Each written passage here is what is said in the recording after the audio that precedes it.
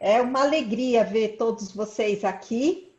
Nós recebemos vários PEAs, os PEAs estão excelentes. A gente já era para eu ter feito. A Joanila, desculpa, Joanila, você me mandou depois um e-mail perguntando se eu tinha recebido, se estava tudo certo lá, depois que eu vi, mas está tudo certo, sim. Beleza. Está perfeito. Ok, obrigada. Ficaram excelentes, né? Eu realmente gostei muito, achei bem interessante. E eu vou abrir para cada um de vocês contar um pouco sobre o PEA de vocês e comentar sobre essa experiência. Eu queria só trazer uma discussão aqui, porque a gente estava, né, em algumas dos nossos encontros, a gente discutiu, mas por que faz o método de ensino assim? Por que não faz o método de ensino de outra forma, tal? E aí eu fui estudar algumas coisas que eu vou até colocar lá depois para vocês, que eu achei bem interessante. Eu vou falar, não vou falar com grande profundidade, mas eu queria trazer um aspecto que eu comentei, acho que muito rapidamente, e acho que isso deixa claro alguns aspectos, né, das nossas discussões. Quando a gente fala de desenvolvimento humano, né, porque a aprendizagem é uma forma de desenvolvimento humano. Quando a gente fala de desenvolvimento humano, existe praticamente a área educacional, existem 3 linhas básicas. Não existe nenhuma outra linha, qualquer outra, é bem interessante isso. Essas 3 linhas básicas, não existe certo ou errado, mas elas são o que as pessoas, quando traçaram e desenvolveram as suas abordagens educacionais, elas acreditavam. Então, uma delas é o inatismo, ou seja, que as competências que algumas pessoas trazem são inatas e elas desenvolvem durante a vida, elas não aprendem durante a vida, elas desenvolvem. Então, é o inatismo. O inatismo, muitas vezes, por exemplo, principalmente naquele filme, né, o Teaching, Teach, Understand, Understand, é quando a gente divide, né, os estudantes entre estudantes bons e estudantes ruins. Esse inatismo, ele acredita que tudo vem lá que já vem, vamos dizer assim, uma predisposição, né? É o inatismo. Depois, nós temos o ambientalismo. Então, nós temos uma linha que acredita no desenvolvimento humano associado ao ambientalismo. Esse ambientalismo é o que vem as teorias comportamentais, as abordagens comportamentais, né? Então, Skinner vem dessa situação. Então, eles acreditam que, por exemplo, eu posso criar determinados comportamentos nas pessoas. Tudo vem da parte ambiental, da vivência com o ambiente.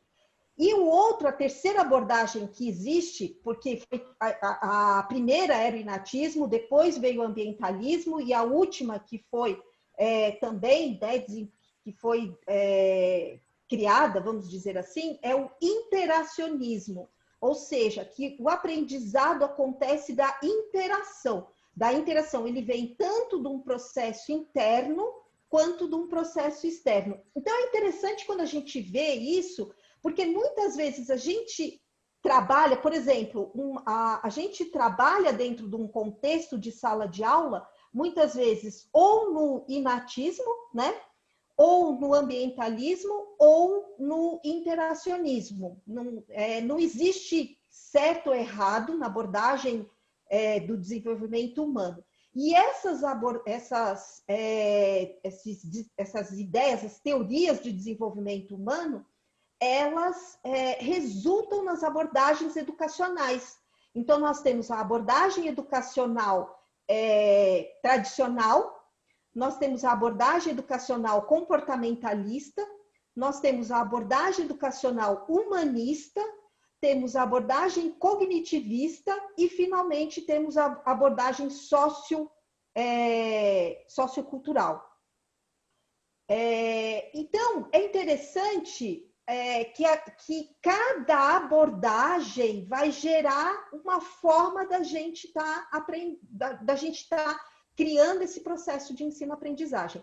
Quando a gente, uma que a gente, de alguma forma, se baseou, na verdade, foi essa abordagem cognitivista, tá certo? Que está ligado mais à questão acadêmica, mais essa questão da aprendizagem do conhecimento, né, do desenvolvimento.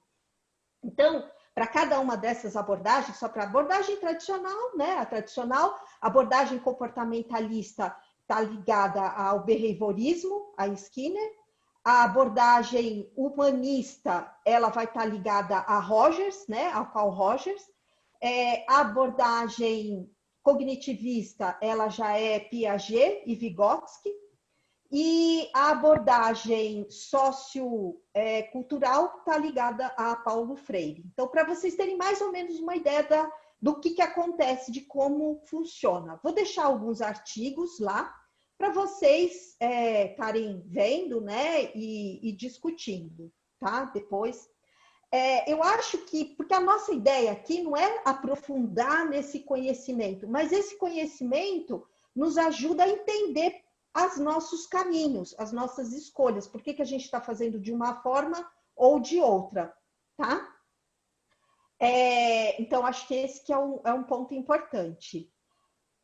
O PEA de vocês, de modo geral, ficou muito interessante, tá certo? Acho que isso vou estar escrevendo para cada um de vocês, né?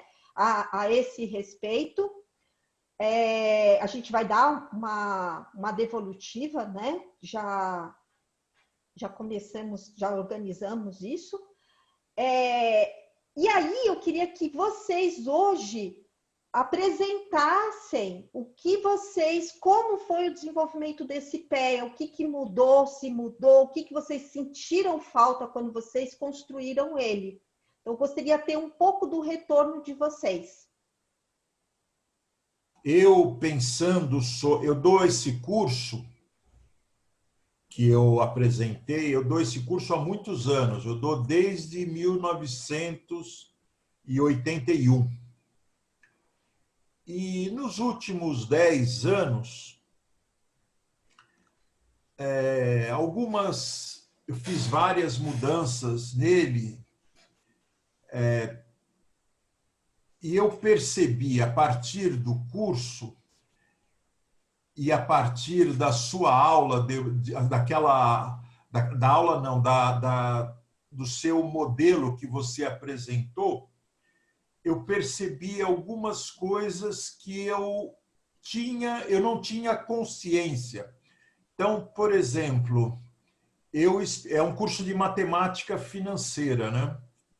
Eu explicava para os alunos as expressões, as fórmulas, as expressões algébricas para a solução de uma série de problemas, e também fazia questão que eles aprendessem a solucionar o mesmo problema através do Excel, não colocando a fórmula, mas colocando o fluxo de caixa e calculando o valor presente, o valor futuro, como se eles não soubessem a fórmula.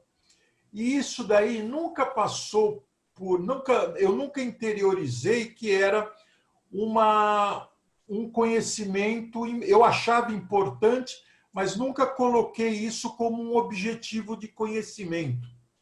Da mesma forma, nos últimos 20, 30 anos, mudou muito o ensino da matemática financeira.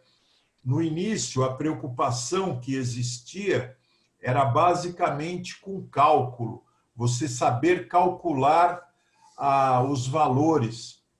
E hoje eu entendo que o problema é muito mais o aluno, olhar para um problema econômico, financeiro, e conseguir resolver esse problema.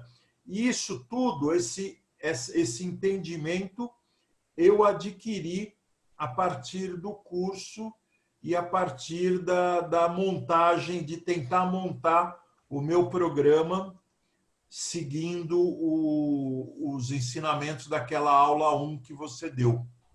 E depois olhando para o seu exemplo do seu curso de simulação. Então, eu gostei muito, fiquei satisfeito. Muito bom, professor. E o seu ficou... O seu PEA ficou excelente também. Muito bom. Muito A obrigado. gente ficou bem feliz assim com as entregas. Quem mais gostaria, se tiver alguém aqui que ainda não entregou e quiser entregar, a gente ainda pode, mas eu acho que sim. Quem mais gostaria de comentar? Janila e professor Fábio. Professor Fábio e depois a Janila. Professor Fábio. Boa tarde, gente. Professor, você quer ir na frente ou as damas primeiros? Como é que você... As damas primeiro, não há Damas primeiro. Principalmente essa dama. Oh, coisa boa. É o seguinte, adorei o seu curso, Adriana, o curso de vocês. Realmente me fez organizar muitas ideias, né? Então, eu fiz o pé de uma disciplina que eu vou dar agora. É contabilidade, é uma disciplina muito chata. É contabilidade, seguro e previdência. Então, assim, é uma contabilidade aplicada, quer dizer, para os alunos de atuária, um detalhe, né? Então, assim, é uma disciplina que os alunos amam de paixão. Então, eu tive que trazer alguma coisa interessante para a disciplina. E o que eu tentei fazer, assim, primeiro foi organizar a disciplina nos módulos, né? Eu criei 6 módulos, um cada tópico, uma introdução, um com cada tópico, um de análise, enfim. Aí, para cada módulo, eu criei quais são os conteúdos e os objetivos. No começo, os objetivos e os conteúdos eu criei, eu fui tentando achar verbinhos para os conteúdos, é bem interessante mesmo, assim. Em relação a esse conteúdo, o que eu quero que o aluno faça? Ele analise, ele calcule, ele simplesmente escreva, ele simplesmente defina. Então, foi bem legal isso, porque primeiro foram os conteúdos, depois os objetivos de cada conteúdo. E aí, de acordo com o método, cada conteúdo desse eu dividi em 4 etapas. Então, determinado conteúdo, o aluno tem uma videoaula desse conteúdo, um vídeo. Depois, desse vídeo, ele tem uma semana para fazer exercício sobre esse conteúdo, porque é uma matéria muito... Tem que ser exercício, trabalho, calcular, tem que exercitar, não tem jeito. E aí depois eu faço um zoom, mas só para tirar dúvida, para focar no que é importante e tirar dúvida sobre esses tópicos da videoaula. E faço depois uma provinha, um quiz sobre esse assunto. Então, fecha o ciclo. Então, ele tem o conteúdo da videoaula, pratica com exercício, faz a live, continua fazendo exercício e faz o quiz. E tudo isso avaliado, né? Os quiz valendo nota, os exercícios valendo nota. Então, esses módulos, os 6 módulos, eu dividi pelas semanas do curso, deu mais ou menos a cada 2 semanas um módulo. 12 aulas, aí tem uma prova primeira dos 3 primeiros módulos e uma segunda prova de todos os 6 módulos. E eles apresentam um trabalho que é uma videoaula, um videozinho que eles fazem 5 minutinhos, aplicando os conceitos de contabilidade segura, analisando uma seguradora, uma empresa de previdência. Eu acho que vai dar certo, assim, porque pelo menos eu consegui cercar o que eu quero passar para os alunos, o que eu quero que eles me tragam de retorno. Vamos ver se vai dar certo. Eu acho que ficou, para mim, mais fácil de organizar, deixar o conteúdo ao mesmo tempo mais enxuto.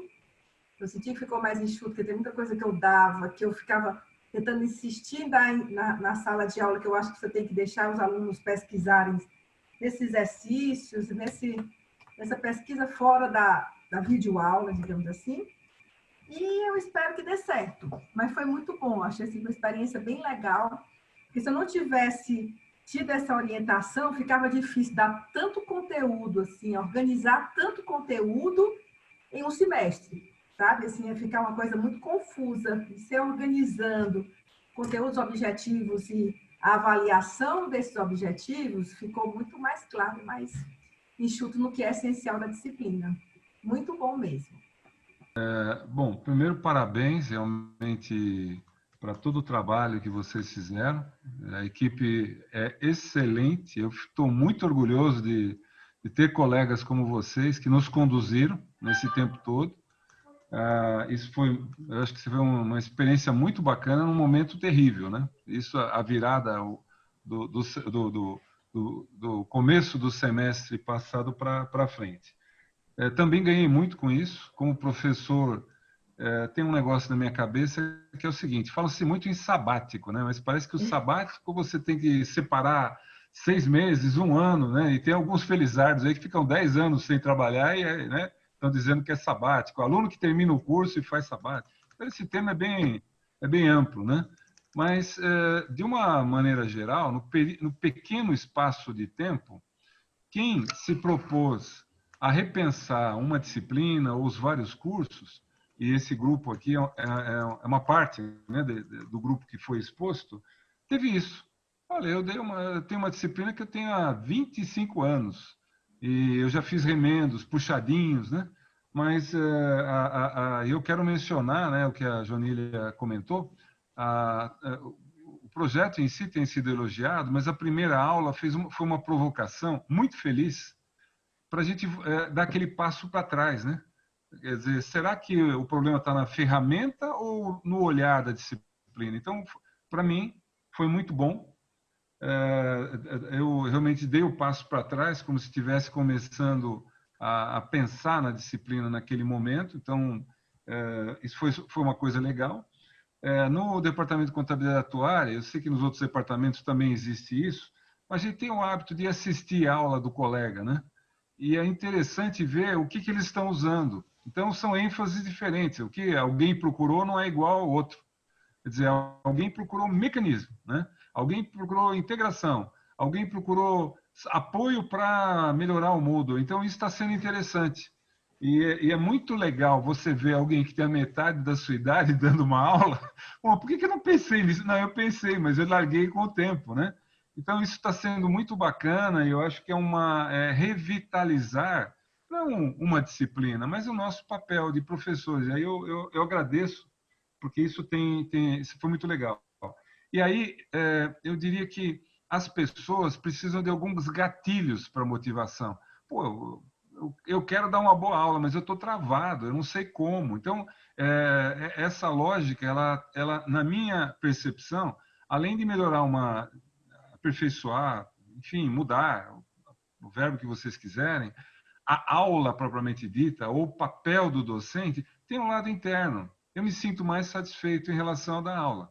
Agora, o interface com os alunos, eu diria que, à medida que nós tivermos oportunidade de conversar mais, nós vamos ter peculiaridades que a gente possa trocar, enfim, opiniões, né, em relação ao trabalho.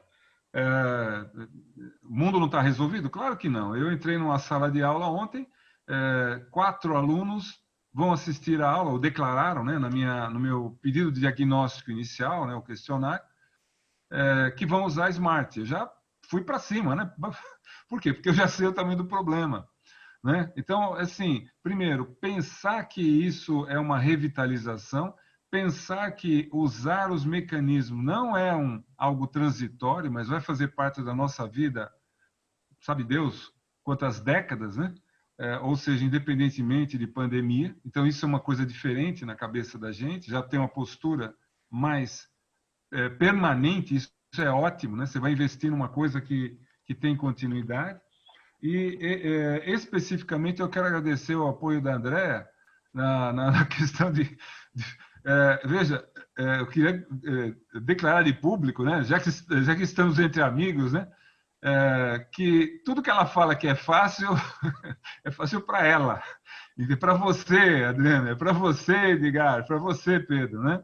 E ajudar, né? E ajudar, gente, essa palavra para mim, no que diz respeito a mim, tem sido importante, porque nós conseguimos fazer coisas que são sofisticadas na nossa cabeça, mas na cabeça de vocês fazer ou ajustar o Moodle não é tão sofisticado, e a gente ganha o aluno. Ele percebe, alguns, né? Alguns você tem que avisar e insistir, porque eles não percebem que você está comprometido com o sucesso deles. Você está fazendo uma coisa melhor. Você está, eu só tenho um papel na vida quando eu estou numa sala de aula: inspirar aluno. Eu não vou ensinar nada, eu vou inspirar. Inspirar é como não ser, né? Ou como ser, ou como pensar, ou no que pensar. E quando a gente usa uma abordagem que ele, de alguma forma, vamos dizer, que a gente capta, né, alguns segundos da atenção dos nossos alunos, realmente nós estamos cumprindo nossa função. Então, eu quero agradecer.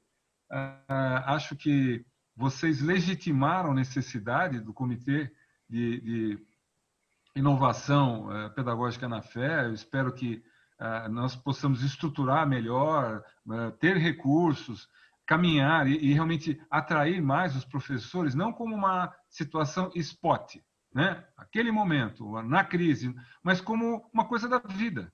Eu escovo os dentes 4 vezes por dia, eu preciso fazer isso. Eu repenso coisas na vida mais de uma vez, e sem nenhuma vergonha. Eu estou aqui para antes que a família me aposente, né?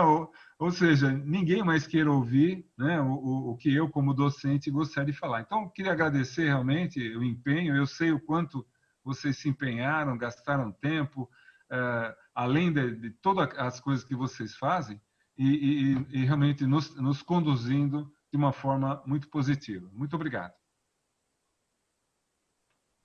Eu que agradeço, professor Fábio, essa oportunidade. Na verdade, foi o grande motivador, o grande mentor para todo esse processo, né? Acho que o grande apoio, acho que esse é o ponto principal. A gente está aqui graças ao apoio da direção, porque isso não seria possível se a gente não tivesse tido esse apoio e essa vontade, né? E esse interesse por parte do professor Fábio. Temos aqui o professor Campino. Então, por favor, Campino.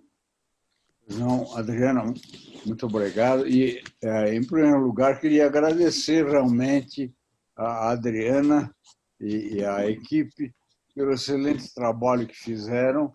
As aulas foram muito boas, Adriana, aprendi bastante. Inclusive, a aula sobre vídeo, embora eu ainda não me habilite a fazer um vídeo, mas foi muito interessante, muito útil. O conjunto de aulas foi muito bom, muito bem pensado.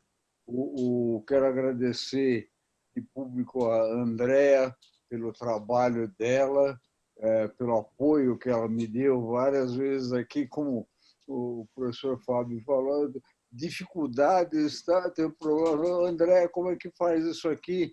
E ela me responde, algumas vezes, raras vezes que ela não pode, alguém do lá e a monitora responde. O apoio tem sido excelente, as aulas foram muito boas também. E, para mim, um ponto alto foi fazer o plano de o PEA, né, o plano de ensino. Foi uma forma, me obrigou e me ajudou muito a repensar o curso, a dividi-lo em módulos que têm mais sentido.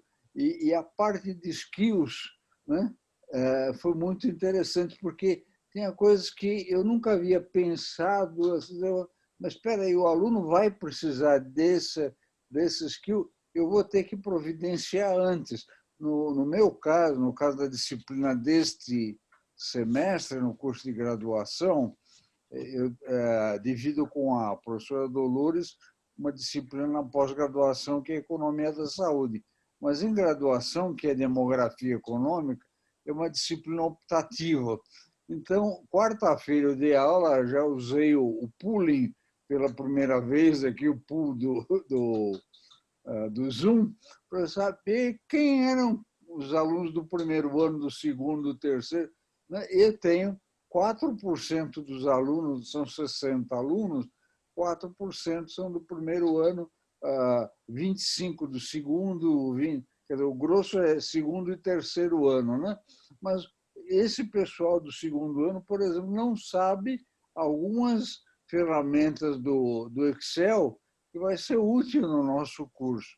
Então, eu disse, vou ter que dar um jeito de, antes de entrar nesse tema que eu vou usar, mostrar para eles como é que faz, ou pegar um texto, tem alguma coisa que a professora Dolores já fez no passado, conversar com ela para poder dar para ele. Quer dizer,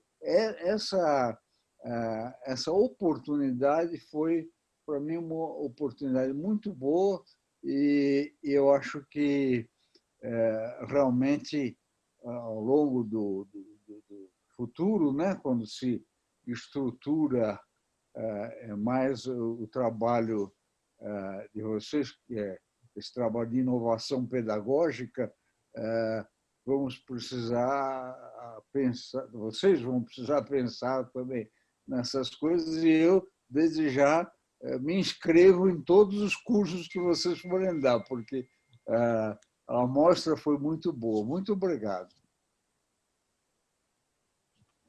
A gente que agradece, professor, a presença aqui, sempre o apoio, né, a motivação, que acho que isso foi fundamental para nós, né? Nós temos aqui o professor Vanderlei. Primeiramente, eu venho a agradecer, né? Eu vou agradecer em 2 níveis, né? Uma, que eu fui convidada a participar, e foi até uma surpresa que na hora que eu cheguei, eu só vi eu de matemática, né? Todo o pessoal da economia. Então, eu agradeço a acolhida, que foi muito simpática, muito gostosa. Não é? Outro agradecimento é pelo aprendizado, né? Eu aprendi bastante. Eu sou um matemático, né? Eu não sou, na natureza, não é estatística, é matemático mesmo. E sou muito teórico e muito conteudista, né? Então, por exemplo, né, no semestre passado, eu estava dando a minha aula e aí aconteceu, né? Eu tive que começar a dar aula online. E, na realidade, eu tinha umas notas, né? Porque eu percebia que os alunos, eles ficavam copiando as aulas, né? E não prestavam muita atenção, né? Eles se preocupavam mais em copiar do que prestar atenção. Então, eu passei a escrever notas e apresentar as notas, né, no PDF, e aí eu dava a aula e dava as notas. De forma que, na hora que aconteceu o problema, eu simplesmente peguei as notas, fiz os slides, né, e continuei forçando, né, como todo conteudista, né. E levou o curso e tal. E só agora eu percebi com o curso de vocês aí, com esse aprendizado, que a coisa poderia ser muito diferente, né? Então, eu fiz o planejamento, como quase a senhora solicitou, né? Encaminhou, orientou, e tem um lucro aí já, né? Ou seja, o curso que eu vou dar agora, que é o mesmo curso do passado, coincidiu de eu dar com 3 professores, e os 2 mais jovens, né? E eu participei para eles desse curso aqui, né? O conteúdo e tal. E eles gostaram. Então, nós resolvemos fazer conjuntamente o curso agora, a aula invertida. Não é? Então, a gente planeja os videoaulas e um vídeo de exercício também. Né? Isso aí seria colocado o exercício pronto para eles no videoaula. E depois com uma lista de exercícios para eles resolverem em casa. Não é? Então, toda semana é isso. Nós fizemos 3 blocos no curso, estudamos bastante o conteúdo, o skill, né, o que realmente explicava, né, como teria que ser ensinado, e eu acho que a gente vai ser muito feliz com isso. Ou seja, realmente, eu como conteudista estou virando o barco, né, ou seja, eu gostaria realmente de aprender esse tipo de ensino. E que eu vou aplicar e eu acho que vai dar certo, tá? Mas muito obrigado mesmo, tá? De ter sido convidado e de poder participar do curso de vocês. Tá bom, é isso que eu queria falar. A gente que agradece, ficou também muito bom o seu pé, do professor Campino também, que falou antes. Eu fiquei muito feliz em ver os pés ali, o pessoal... Né? A gente vai escrever para cada um as sugestões e tudo mais, mas foi bem interessante, sim. Gostamos bastante. A Tiziana? Oi, pessoal, boa tarde. Também quero agradecer. Gostei muito de todo o curso, todas as aulas foram muito boas. E interessante, porque eu vou dar agora uma disciplina que eu ainda não dei, Economia Brasileira, e toda disciplina que eu dou, eu faço aquele programa básico, né? Um objetivo geral, qual é a avaliação, e o cronograma e a bibliografia. E agora, ao desenvolver o PEA, comecei realmente nessa questão dos objetivos de aprendizagem, né? E olhando lá a taxonomia do Bloom, eu repensei tudo, né? De repente eu comecei, nossa, será que realmente eu sempre dou muito exercício, será que esses exercícios são os mais adequados para os objetivos, né? Será que a avaliação é a mais adequada? Então foi um momento de reflexão super rico e me fez repensar até a forma de como é que eu dou a aula, ainda mais agora online, né? Como é que a gente consegue fazer para envolver mais os alunos, para que o aprendizado fique mais ativo, menos passivo, né? E também ajudou muito a estruturar a disciplina, né? Os módulos. Então, assim, foi um momento assim de muita reflexão e acho que eu espero que esse semestre agora eu consiga dar uma forma mais interessante e mais dinâmica e que tenha resultados melhores para os alunos. Então, assim, para mim foi muito rico e foi um aprendizado muito, muito bacana. Então, essa aí é o que eu queria comentar com vocês. Excelente, Tiziana. E agradecemos também aqui a sua participação, né? O professor Hélio. Está fechado o seu micro. Abre. Ok, boa tarde a todos os colegas. Eu quero dizer algumas coisas. Primeiro, eu quero começar contando uma coisa sobre a USP, sobre a nossa FEA e outras unidades. Algum tempo atrás, eu fui procurado por uma agência de notícias da USP. Eu confesso que eu nunca tinha sabido que existia isso. E é um aluno da ECA de jornalismo que veio me procurar para fazer uma entrevista. Ele está fazendo uma espécie de estágio do curso dele nessa agência, que é uma coisa muito legal. Ele fez a entrevista e tal, e eu perguntei para ele o que ele fazia, como estava sendo o semestre, porque foi no primeiro semestre. E ele me disse, olha só, gente, ele me disse que ele tinha se matriculado em 5 disciplinas e só 2 é que foram oferecidas até o fim do semestre à distância. As outras 3 não foram oferecidas. E ficou uma promessa que elas seriam repostas em algum momento. Então. E eu comparo com o primeiro semestre da FEA. Eu não dei aula na FEA, eu sou professor sênior, eu dou aula no 2º semestre só. Mas, ao que eu saiba, a FEA entregou todos os cursos, todas as disciplinas. Os 3 departamentos entregaram.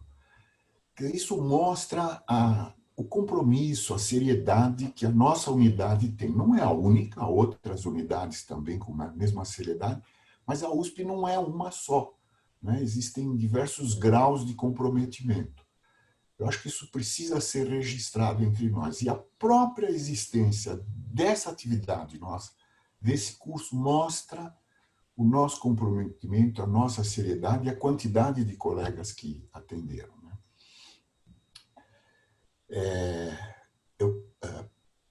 Eu já tinha ouvido, Adriana, esses conceitos, não foram exatamente novidade para mim. Eu lá atrás, eu já fui professor de ensino secundário, já dei aula em ginásio, em cursinho, faz algum tempo. E então eu conhecia a importância de você definir os objetivos, o geral, o específico. E quando eu conheci essas coisas, eu conheci como objetivo de cada aula, como objetivo operacionalizado, né, André? Hoje acho que não se usa mais isso, mas é o pequeno objetivo operacionalizado, quer dizer, Você tem que usar um verbo para dizer o que você espera do aluno. E aí o que eu aprendi é que aí depois a gente põe uma vírgula e aí vem o gerúndio e você vai explicar como que aquele objetivo se pretende que seja alcançado.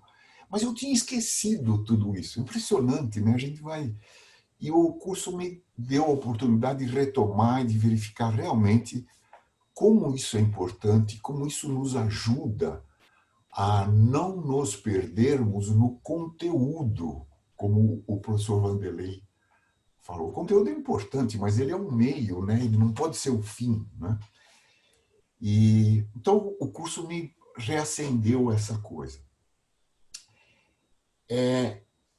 O meu curso, eu dou já há algum tempo, instituições do mercado de trabalho. É um assunto apaixonante. Eu uso a teoria microeconômica, a economia do trabalho, para entender as instituições do mercado de trabalho. Então, os assuntos são apaixonantes, são vivos, eles estão todo dia nos jornais, não é? Salário, é emprego, é sindicato, é justiça do trabalho, é políticas de RH da empresa, políticas públicas. Então, é um curso muito interessante, que ele tem uma base econômica, mas ele vai além da base econômica. Mas ele estava muito chato. Eu estava chateado de dar o curso, já estava enjoado. Então, no ano passado, eu decidi mudar e usei o PBL. Eu acho que eu mencionei isso aqui para vocês. E foi uma coisa maravilhosa. A classe era pequenininha, isso me ajudou, foi minha sorte. Eu comecei a aprender a usar o PBL com um grupo pequeno de alunos. E esse ano eu tenho um grupo maior, 28 alunos. E no ano passado eu acompanhava a discussão. O que é o PBL? Você passa para o aluno o material teórico, ele vai aprender lendo sozinho e depois ele vai processar na aula com os colegas. E como é que ele vai processar isso? O professor propõe um problema que, para ser resolvido, o aluno precisa usar aquele material teórico. Isso dá uma vida para o curso, uma coisa muito grande. E aí o que eu fiz, o curso aqui me ajudou a reativar a importância disso que eu estava fazendo, é que eu avalio a cada aula a participação do aluno. E para mim foi fácil fazer isso. Eu dava uma pontuação de 1 a 3, e você percebe que aluno leu, quem contribuiu mais, quem participou mais. Mas agora, com 28 alunos, não dá mais para fazer isso. Então, o que eu vou fazer? Eu vou dividir, o Zoom me permite, né, fazer isso. Eu vou dividir em classes menores, 5 ou 6 alunos de cada classe. O problema é proposto, eles vão ter um tempo para resolver. Eu vou visitá-los ao longo desse tempo, mas eu não vou poder acompanhar, como eu acompanhei no semestre passado. Como é que eu vou avaliá-los? Então, eu decidi que cada grupo vai ter, então, num determinado ponto da aula, para a discussão, e cada grupo apresenta um PowerPoint com a solução do problema. Isso já me dá uma ferramenta para avaliar. Mas a participação, quem vai avaliar são os próprios alunos. E eles vão ter que avaliar ao longo de uma curva. Então, se o grupo tem 6 alunos, o aluno A vai avaliar os outros 5. E ele só pode dar 3 pontos para um aluno, 2 pontos para 2 alunos e 1 ponto para 2 alunos. Quer dizer, eu obrigo o aluno a distribuir a nota, senão todo mundo vai ganhar 3. E contei isso para os alunos na primeira aula. Eles ficaram meio incomodados, eles disseram, mas professor, isso é a nota em curva, e se um grupo for melhor do que o outro, o aluno que ganha 3 num... Aí eu disse, olha, isso aqui ao longo do semestre vai ser diluído, porque a gente vai mudando as turmas. Eles não ficaram muito confortáveis e me pediram para dar mais importância na avaliação do PowerPoint deles. Mas Quer dizer, o que eu disse para eles? Eu disse que vocês vão me ajudar a montar essa avaliação. Vamos fazer por algum tempo e a gente discute. Quer dizer, essa abertura que a gente tem que ter com os alunos, essa transparência, isso foi um resultado também desse curso que nós tivemos. E a avaliação contínua, né? Toda aula ela serve para uma avaliação. E eu vou dar um peso muito grande para essa avaliação, eles sabem. Eu estou dividindo com vocês porque eu sei que a questão da avaliação foi uma das coisas mais inquietantes da nossa experiência aqui. Eu tenho a sensação que se você dividir a avaliação ao longo do curso, pode ser um caminho, né? Porque, de fato, a prova é muito difícil de você garantir a integridade da prova, né? Então, talvez se você der maior importância para essas pequenas avaliações contínuas, você reduz o tamanho do problema. Então, quer dizer, para mim foi extremamente útil ter feito esse curso. Foi muito legal ouvir a experiência dos colegas, conhecer, foi muito, muito legal. Uma coisa engraçada, a gente está há tanto tempo aqui na FEA, mas essa foi a primeira vez que nós tivemos uma reunião grande, de um número grande de colegas, não para discutir conteúdo, porque eu participei diversas vezes ao longo dessa trajetória de discussões no Departamento de Economia sobre estrutura curricular. A cada período a gente muda o currículo e tal, né? Nesse momento a FEA está mudando o currículo, premida pela falta de recursos humanos. Então ela tem que enxugar o currículo.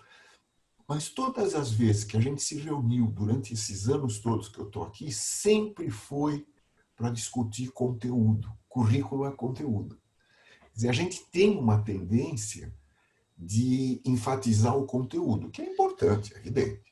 O aluno tem que aprender as coisas, é evidente.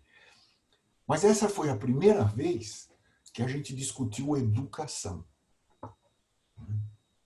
E isso foi muito bom para todos nós, para todos nós. Isso nos enriqueceu muito, muito. Eu fiquei muito feliz de ter feito esse curso. Eu quero também cumprimentar o Fábio, porque ele teve a iniciativa, ele teve a liderança de propor essa atividade. Quero cumprimentar a Adriana, os colegas que foram os coordenadores, e principalmente quero cumprimentar a Andréia pela paciência que ela tem. Quando o Campino falou, eu fiquei mais tranquilo, porque eu acho que eu consigo ser mais chato que o Campino com a Andréia. Mas talvez a gente esteja ali, né, Campino? Andréia, muito obrigado. Obrigado a todos vocês e parabéns, Adriana. Ok, professor Hélio. Nós que agradecemos aqui a participação, porque tudo isso também aconteceu porque vocês estavam aqui, né? Se não tivessem vocês aqui, não tinha acontecido. Então, vocês foram muito importantes, né? A Denise, por favor, Denise. Bom, boa tarde a todos, né? Eu também só tenho a agradecer o curso, né? Como o Hélio, né, eu também eu já conhecia.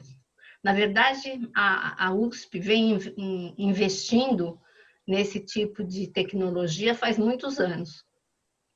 Eu cheguei a participar, eu penso que tenha sido os primeiros cursos discutindo taxonomia de Bloom e técnicas, na época nem chamava aula invertida, mas várias estratégias de como, enfim, conduzir a aula de uma forma um pouco mais dinâmica, né?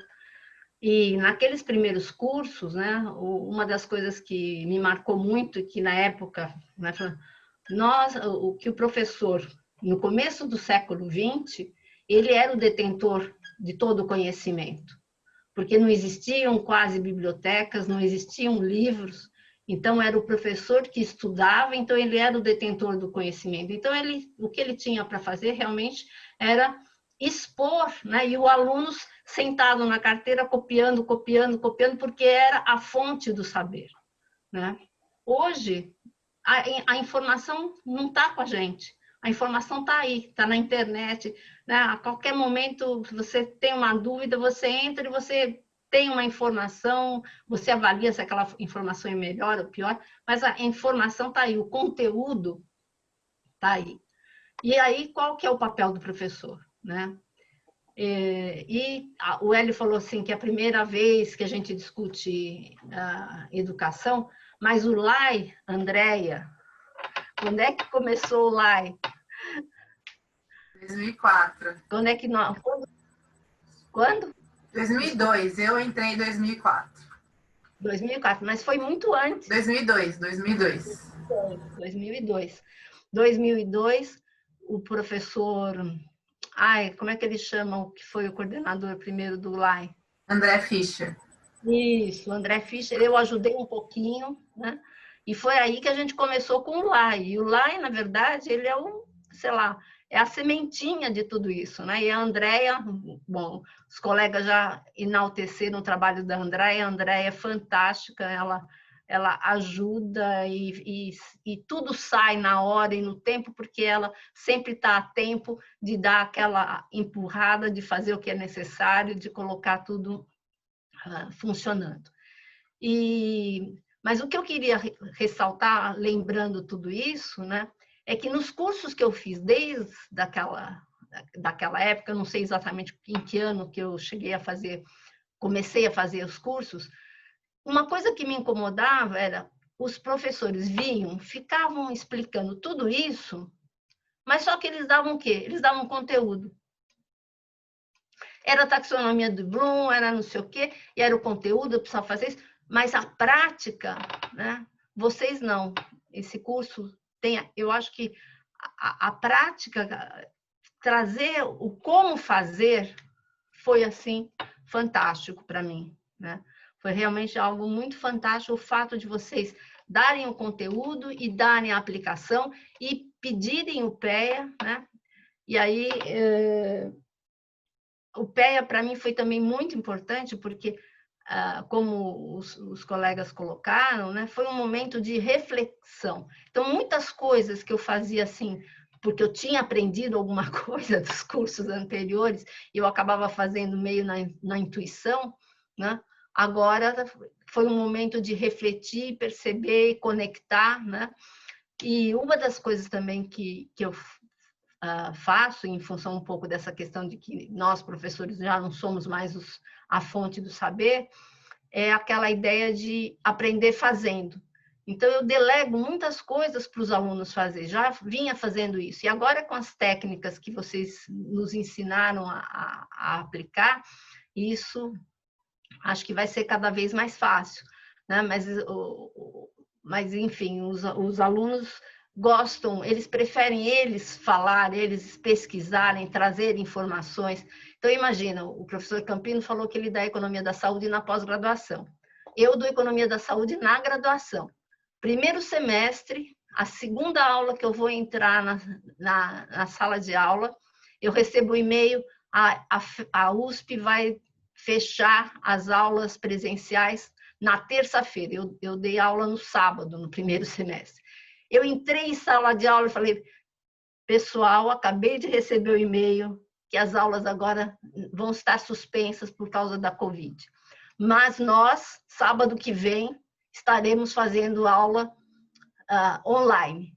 Porque eu já sabia que o Moodle tinha web conference e a minha primeira aula foi feita com web conference. E a partir daí eu fui adaptando as minhas aulas presenciais para aulas síncronas. Basicamente, quase o curso todo foi aula síncrona, mas quase no final eu não tive, claro que todo o meu conteúdo que eu pretendia não estava cabendo nas aulas síncronas, online, remoto e tal. Aí os alunos falaram assim, mas professora, a gente precisa desse conteúdo, por que a senhora não grava? E eu consegui até fazer uma videoaula, né? E cobrei deles e eles responderam, enfim. Enfim, eu acho que é o que os colegas falaram. né? Variar, uma outra coisa que eu também aprendi, que eu acho que é uma coisa também que variar, então eu dei aula no sábado a manhã inteira. Então imagina você ficar remoto das 8 da manhã às 11h30 da manhã, né? E aí você tem que variar. Então, uma hora você expõe, uma hora você dá o exercício, uma hora você pergunta, você pede comentário e volta e faz exercício. Então, enfim, o curso foi ótimo. O PEA, para mim, foi excelente, porque realmente agora coisas que estavam intuitivas agora estão mais reflexivas, reflexionadas, se existe essa palavra. Enfim, e foi muito legal. E eu acho que vocês estão de parabéns por ter conduzido o curso dessa forma, e eu acho que todos que estão presentes estão de parabéns, porque nós somos pessoas que estamos mostrando que temos um compromisso, né, com a formação dos nossos alunos. Muito obrigada. Eu agradeço, Denise, as suas palavras. E realmente acho que a gente tem que caminhar para cada vez mais aprender mais coisas, né? Trazer. E eu gostei de 2 pontos que você colocou, né? A respeito da questão de que antes o professor ele era o dono do saber, né? E agora teve essa mudança, né? E essa questão também dos estudantes estarem fazendo essa busca deles mesmos também estarem aprendendo. Então, antes de passar para o João Maurício, eu queria só passar um vídeo, eu acho que eu não vou passar ele inteiro, e deixo depois o link, porque ele tem um link muito principalmente com o que você colocou agora, e eu acho que ia ser interessante. É um vídeo acho que o Vidal vai gostar, é do Sugata Mitra, que ele é um programador e ele está criando... Alguém já ouviu falar desse projeto? O projeto dele é Escola na Nuvem. Não sei se já... Não, eu vou passar o vídeo. É um vídeo, tem uns 20 minutos o vídeo, mas eu não vou deixar ele todo, tá certo? Depois, na hora que eu parar, se vocês quiserem continuar depois, a gente vai distribuir o link, mas eu acho que seria interessante a gente assistir um pedaço dele agora. Vou compartilhar ele aqui com vocês. Vou compartilhar o meu som também. Se o meu som não estiver sendo compartilhado, Andréa, aí você me avisa. Espera aí. Agora eu vou passar ele. Qualquer coisa, Andréa, você me avisa. Acho que não. Começou agora. Está passando o som? Perfeito. What is going to be the future of learning? I do have a plan, but in order for me to tell you what that plan is, I need to tell you a little story which kind of sets the stage. I tried to look at where did the kind of learning we do in schools, where did it come from? And, you can look far back into the past, but if you look at present-day schooling the way it is, it's quite easy to figure out where it came from. It came from about 300 years ago. And it came from the last and the biggest of the empires on this planet. Imagine trying to run the show, trying to run the entire planet without computers, without telephones, with data handwritten on pieces of paper and traveling by ships. But the Victorians actually did it. What they did was amazing. They created a global computer made up of people. It's still with us today. It's called the bureaucratic administrative machine. In order to have that machine running, you need lots and lots of people. They made another machine to produce those people, the school.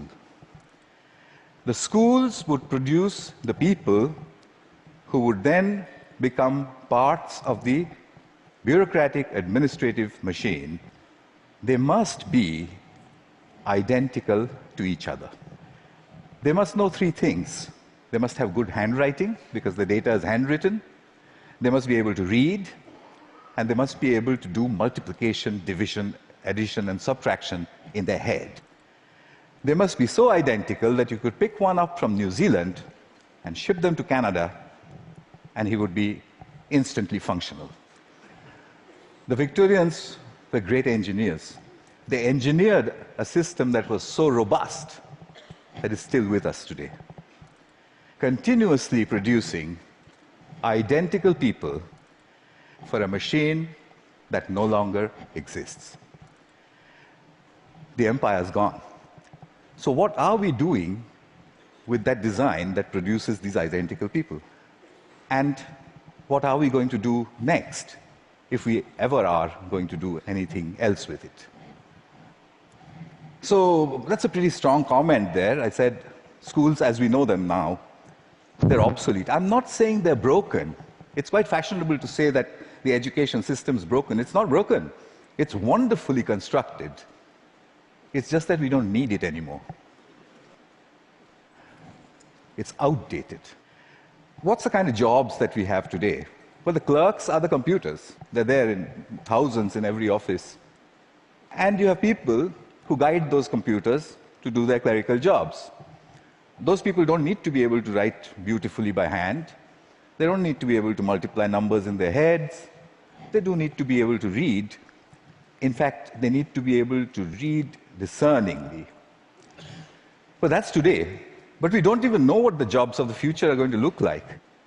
We know that people will work from wherever they want, whenever they want, in whatever way they want. How is present-day schooling going to prepare them for that world? Well, I bumped into this whole thing completely by accident. I used to teach people how to write computer programs in New Delhi 14 years ago. And right next to where I used to work, there was a slum. And I used to think, how on earth are those kids ever going to learn to write computer programs? Or should they not? At the same time, we also had lots of parents, rich people, who had computers, and who used to tell me, you know, my son, I think he's gifted, because, you know, he does wonderful things with computers. And my daughter, oh, surely she's, you know, extra intelligent, and so on. So I suddenly figured that how come all the rich people are having these extraordinary gifted children? What did the poor do wrong? I made a hole in the boundary wall of the slum next to my office, and I stuck a computer inside it just to see what would happen if I gave a computer to children who never would have one, didn't know any English, didn't know what the internet was. The children came running in, it was 3 feet off the ground, and they said, what is this? And I said, yeah, it's, you know, I don't know. So they said, why have you put it there? I said, just like that. And they said, can we touch it? I said, if you wish to. And I went away. About 8 hours later, we found them browsing and teaching each other how to browse. So I said, but that's impossible. Because, you know, how is it possible? They don't know anything. My colleagues said, no, it's a simple solution. One of your students must have been passing by, showed them how to use the mouse. So I said, yeah, that's possible. So I repeated the experiment. I went 300 miles out of Delhi into a really remote village where the chances of a passing software development engineer was very little. I repeated the experiment there. There was no place to stay, so I stuck my computer in, I went away, came back after a couple of months, found kids playing games on it. When they saw me, they said, we want a faster processor and a better mouse. So I said, how on earth do you know all this? And they said something very interesting to me.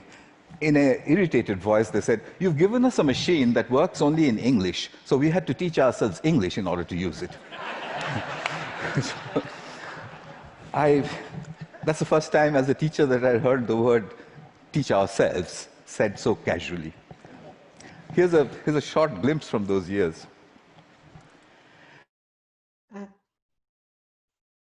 Então, pessoal, vocês viram que interessante quando a gente começa, né? Depois eu vou deixar lá o link do vídeo para vocês. Ele tem um filme que ele mostra, acho que vocês...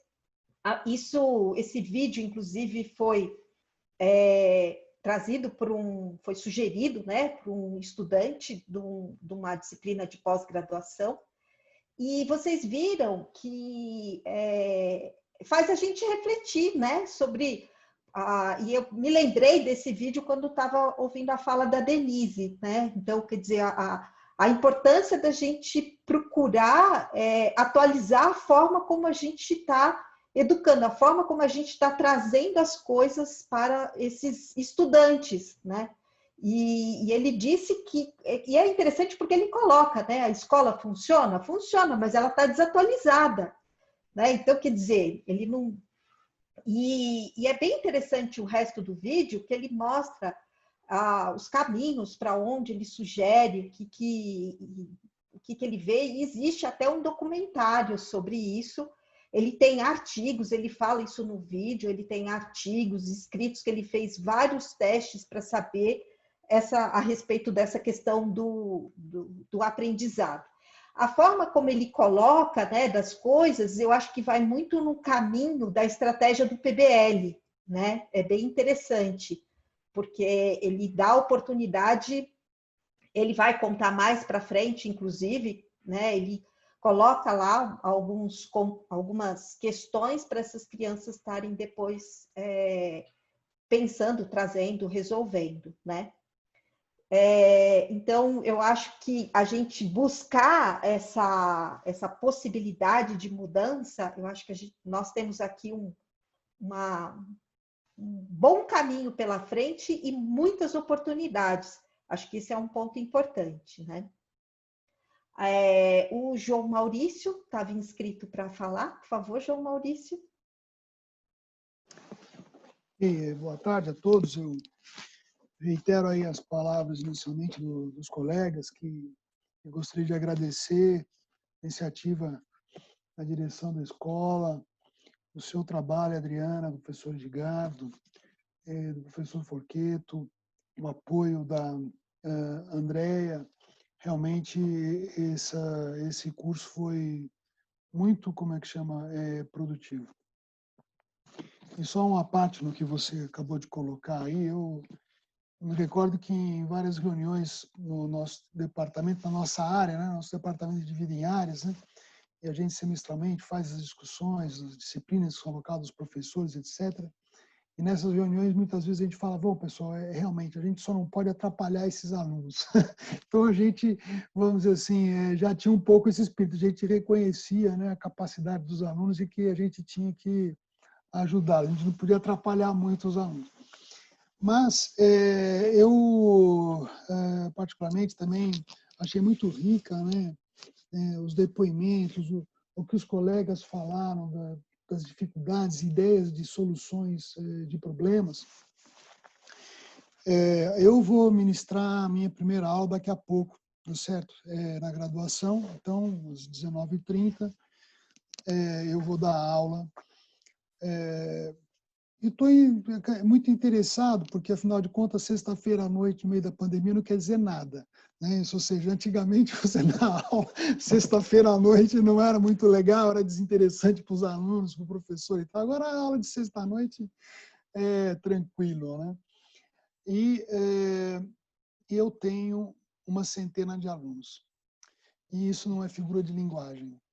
Tá certo? Eu tenho realmente 100 alunos inscritos nessa disciplina, que por N razões, tá certo? É uma turma de 100 alunos.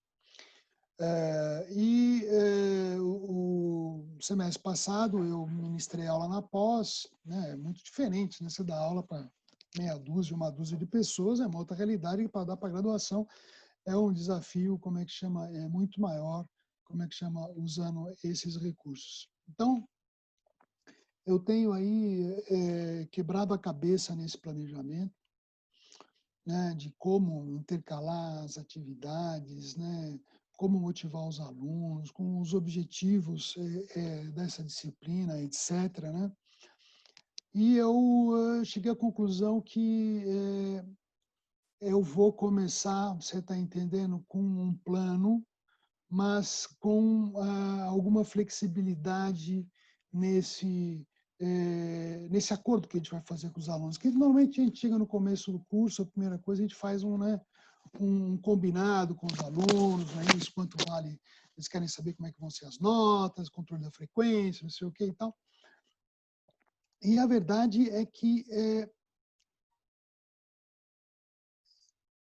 eu não sei exatamente o que vai acontecer, tá certo? Quer dizer, eu planejei uma série de coisas, algumas coisas eu já tinha feito antes, então eu cheguei à conclusão de que eu preciso ter alguma flexibilidade para mim mesmo, no sentido de que se uma determinada atividade, algum esquema não está funcionando bem, eu preciso mudar, ver se eu mudo no meio do curso para, né, reforçar aquilo que deu mais certo e não, de repente me comprometer com uma coisa que não deu legal, mas eu não tinha essa experiência antes, tinha que bolar e não vou massacrar os alunos e a mim mesmo, ao longo, do curso. Então, vou, no combinado, ter algumas coisas, relativamente, flexibilizadas, para não cair numa armadilha, né? Depois, fiz aí vários testes, não é isso? Vou fazer tive uma ideia, compartilho com os colegas, né? Eu também vou trabalhar em grupos, né? Resolução de casos, em grupos, e vou fazer a distribuição desses grupos pelo Zoom. Eu tinha inicialmente pensado em fazer a programação do Zoom, tá certo, de uma maneira pré-programada, pegando o nome dos alunos. O Zoom permite isso, né? Você fazer o upload de uma tabela. Eu já fiz uma experiência disso, mas é muito arriscado, porque ele pega o nome do aluno, não pega o e-mail que ele entrou no Zoom. Então, pode não dar certo, ficar alunos de fora e tal. Então, eu vou usar uma outra sistemática. E aí eu tive a ideia do seguinte: para eu saber quem são os grupos, eu vou repartir pelo Zoom automático, eu vou dar ali grupos de 5, vão dar 20 grupos no meu caso. E aí eu vou fazer uma enquete, né? Aonde vou instruir os alunos que eles precisam entrar com o nome dele e o número USP no Zoom, porque eu vou dar a presença nas atividades em função do número USP que eu reconhecer no Zoom. Então, acho que isso já vai motivá-los a não esquecer de colocar o número USP. E aí, na enquete, que eu vou fazer um broadcast para todos os grupos, você coloca a pergunta, né? A enquete, a pergunta é a seguinte, né? Você pertence ao grupo, você está entendendo? E aí, as opções de resposta, tá, grupo 1, 2, 3, 4, 5, 6, 7, 8, 9. Aí ele clica ali e como eu consigo ter a resposta da enquete, você está entendendo quem respondeu para qual, não é isso? Eu vou, conseguir obter as informações de quem pertence a cada grupo. Mas todas as minhas estratégias estão ainda, a serem, todas não, mas várias a serem colocadas à prova, tá certo? Logo mais a começar, às 19 horas. Então, às 19h30, melhor dizendo, né? Então, muito grato, eu ainda espero oportunamente enviar esse plano, tá certo? Para a Andréia e para você, né?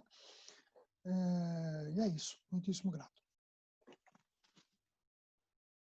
E essas experiências que a gente precisa trocar, né, João Maurício? Acho que é muito importante cada um trazer como que está fazendo para a sua sala. É importante a gente continuar se encontrando e trazendo quais são as dificuldades que está tendo na sala de aula. A aquisição do Zoom foi fantástica e ter o Iadocico apoiando isso foi de suma importância, e também a apresentação dele aqui nos ajudou bastante. Acho que isso tem dado vários diferenciais no curso, porque quando a gente pensa no Google Meet, o Google Meet ele não nos possibilita ver a todos, assim como nós vemos aqui. Possibilita desde que sejam poucos, né? Até uma quantidade, o resto você não tem como passar a página, você não tem como fazer essa questão das salas, né? Dividir as pessoas em sala. Então, acho que usar o Zoom tem sido uma oportunidade muito importante. e tem ajudado bastante até no desenvolvimento de vários trabalhos, e os materiais que foram ali desenvolvidos, a apresentação do Yardossi foi muito importante, como a gente já colocou aqui, né? Eu gostaria de... Professor Vidal está inscrito para falar. Então, por favor, Vidal. Eu não vi as mãozinhas aqui levantadas, né? Desculpe, de repente tinha um lugarzinho para levantar a mão e a gente foi só olhando no chat. Por favor, Vidal. Mandei para a Andréia só. Eu lembrei muito de você, Vidal, a hora que eu vi ali eu achei fantástico. Você mexeu comigo, eu sou obrigado a falar alguma coisa, né? Aquilo é fantástico, assistir os outros vídeos dele, o documentário que ele fez, ele tem trabalhado com isso desde 99, foi muito interessante, viu? Então, sem dúvida, eu gostei muito só desse trechinho, depois eu vou ver o link, com certeza. Então, mas eu, como todos, gostaria muito de agradecer a você, a equipe toda, que eu não vou repetir todos os elogios que muito merecidos que todos já fizeram, porque são meus também. E acho que o nível de aproveitamento que todos nós podemos ter foi excelente. E para você ficar contente, eu estou aplicando todas as suas ferramentas nas minhas aulas e estou fazendo bonito, viu? Eles estão gostando. Kahoot, Mentimeter, tudo. Bom, mas eu queria comentar especificamente desse vídeo, né? Para quem talvez não me conheça, eu sou dessa área de programação, de tecnologia. Então, eu, inicialmente na FEA, estou na FEA há 35 anos. Então, inicialmente, eu dava programação para os alunos de graduação. E,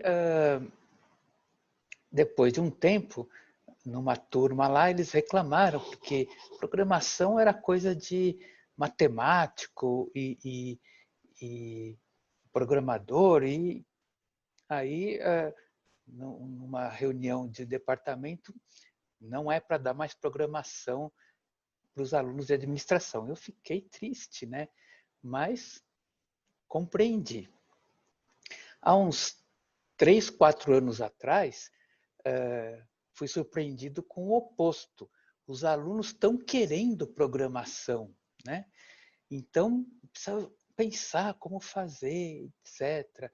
Então, a gente, de certa forma, começou a dar alguma coisa de programação.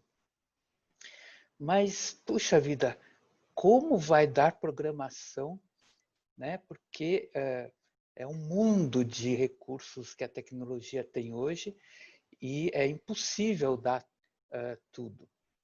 Então, ficou um desafio. Há 30 anos atrás, quando eu comecei, era muito mais restrito. Mas a tecnologia hoje é um mundo. Então, ficou um desafio complicado, como dar programação. Então, eu falei, não dá para ensinar como era antes. Tem que fazer diferente. Então, como que eu comecei a fazer? Criar o que eu chamei de laboratórios, né? Então, era um exercíciozinho que mostrava como pegar no mouse e como digitar no teclado. Só que depois, quando essas funções básicas eram aprendidas, a gente procurava pôr desafios, né? Bom, agora que você já sabe isso, você tem que fazer isso e aquilo, mas não ensinava, não dizia como.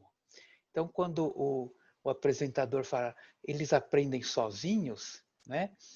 Eu, sem querer, agora com esse vídeo que me toquei, puxa, será que eu fiz isso que ele falou agora, né?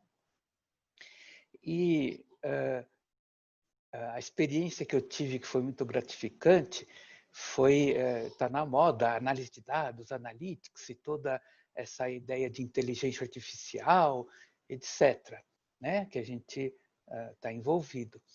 Então, para os alunos da pós-graduação, eu segui essa receita, tenho seguido, né? Tem vários laboratórios. Então, no laboratório, é como, nas primeiras etapas, é o básico, como pegar no mouse, vamos dizer assim. E depois vem os desafios. Aí, quando eles têm dificuldade, eu falo assim, ó, se vira, vai na internet, pesquisa. Vocês não estão aqui na pós-graduação, não são pesquisadores, ou não querem ser, tem que pesquisar, tem que se virar. E fiquei até preocupado quando fiz isso, né? Falei, mas não tem jeito, não dá para mostrar tudo. Só que aí começaram a ter resultados excelentes, muito mais do que eu esperava, até mais do que eu sabia, né? O professor não sabe mais nada. E durante 3, 4 semestres, eu fui super bem avaliado nessa disciplina. Falei, mas o que eu estou fazendo de diferente, né? Aí, com esse vídeo, eu pensei assim, eu já sei, eu estou deixando eles aprenderem sozinhos, né? Então, você tem que só ensinar eles a aprender, né? E aí eles aprendem. Mais ou menos isso que eu senti desse vídeo, que eu achei excelente, e vou talvez até passar para os alunos também, os da pós-graduação. Obrigado novamente, até inclusive por esse último momento agora. Esse vídeo tem muito mais informações depois e realmente faz a gente pensar, né? Acho que é algo bem interessante e acho que a gente pode ser mais, né, do que uma escola de gestão, né, que entra a parte de economia, administração e contabilidade, mas podemos ser uma escola de aprendizado, de formação, né, desses futuros líderes, né, de alguma forma. Eu acho que não tem ninguém mais inscrito por enquanto, né, Andréia? Mas se alguém quiser falar, né? O Edgar pediu desculpas, que ele teve uma mudança no horário dele da pós-graduação e hoje ele teve aula. Nós estamos fazendo um planejamento, a Andréia vai colocar um formulário aqui para vocês responderem, e a importância de vocês responderem esse questionário é que nós estamos programando agora, e ainda preciso também estar conversando com o professor Fresati, de fazer encontros a cada 15 dias, e não que todos precisam participar, eles provavelmente vão ser gravados.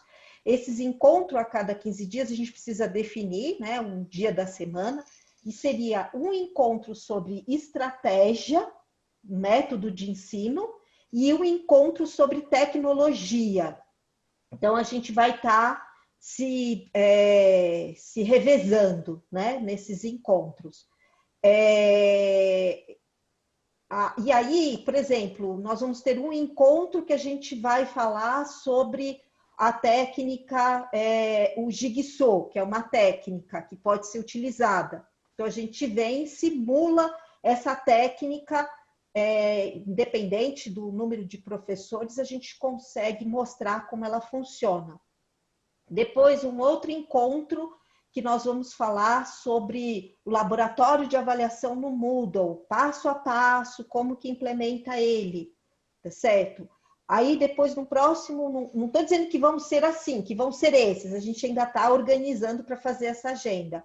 Depois um outro encontro que a gente fala sobre PBL, tá certo?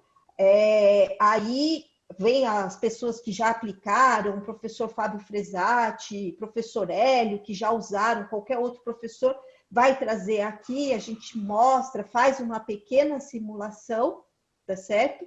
E aí, num outro, apresenta, num outro encontro, a tecnologia, por exemplo, traz o Kahoot, né, para quem ainda não está aplicando, não está usando, ou fala sobre como é que faz o passo a passo, tá?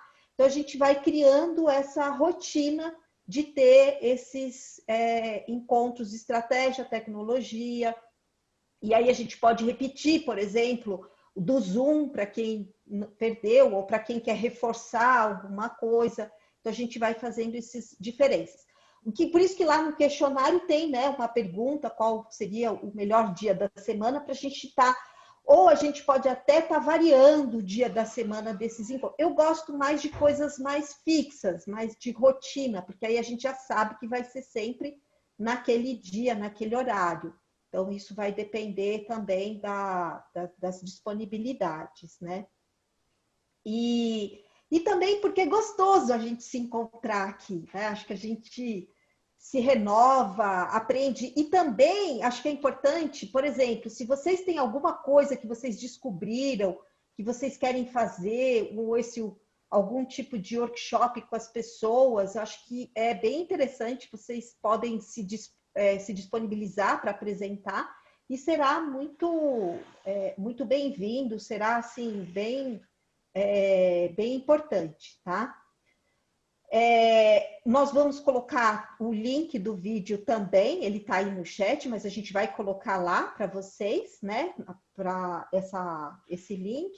E eu gostaria de passar a palavra para o professor Fábio, né?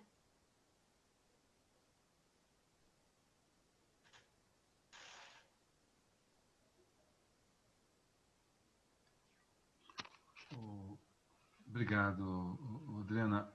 Da minha parte, eu queria fazer mais um comentário, mais um minuto da paciência de vocês, porque quando eu comecei a falar, percebi que o Edgar não estava aqui e eu achei que ia aparecer em outro momento, né? Depois eu percebi que ele não estaria. Então, Yadosico e Edgar merecem uma menção muito importante, sem nenhum prejuízo de todos os elogios que nós fizemos agora, mas é muito importante comentar isso. Quer dizer, tem um momento lá atrás que a gente não sabia como escolher mecanismo, Zoom, Meeting e todos os outros. E isso, para mim, foi uma etapa muito difícil, nós demoramos muito, conversas à noite, né, Adriana? Mas, assim, o que tem importante nesse time que está aí? É que eles se respeitam, eles trabalham de uma forma focada, eles se ajudam, e isso é uma certeza que a gente tem uma continuidade com harmonia. O Yadosico foi atrás de um monte de informações, o Edgar foi consultar meio mundo, porque a decisão em relação ao Zoom naquele momento era terrível, era exatamente o momento do ataque comercial, e eles, depois disso, eles tinham problemas, mas menores do que realmente eram mencionadas, e foram ajustando isso. E se não fosse esses dois aí, o Yadosico e o Edgar, naquela decisão do Zoom, a gente teria patinado. Então, eu queria agradecer, o Edgar não está aqui nesse momento, mas o Luiz está, assim como agradeço a Adriana por toda essa energia que ela tem, a vontade, da mesma forma a Andréia, Pedro, que faz parte desse grupo, porque assim, a ideia de time é muito importante, é isso que nós precisamos, porque herói é o que está na cabeça do brasileiro, ele sempre procura um herói, né? Mas o time, na verdade, é a continuidade, é a sequência, a consistência, e eu preciso lembrar desse momento, porque a gente não estaria aqui nesse momento se é a solução do Zoom, que é que nem filme em série, né? A gente acha que acabou e tem mais uma rodada, né? Mas nós conseguimos, de uma forma relativamente rápida, avançar. E hoje eu sei que Google está querendo cobrar da USP tudo que ela deu de graça. Então, eu não sei se isso vai sair, se isso em algum momento, o meeting, né, será cobrado, mas muito provavelmente, quem que vai assumir isso? E esse era o divisor de águas, pagar ou não pagar. Então, eu acho que é bastante importante colocar. E, mais uma vez, né, parabéns aí a todos vocês por terem nos conduzido nessa etapa e que continuem nos conduzir. Obrigado.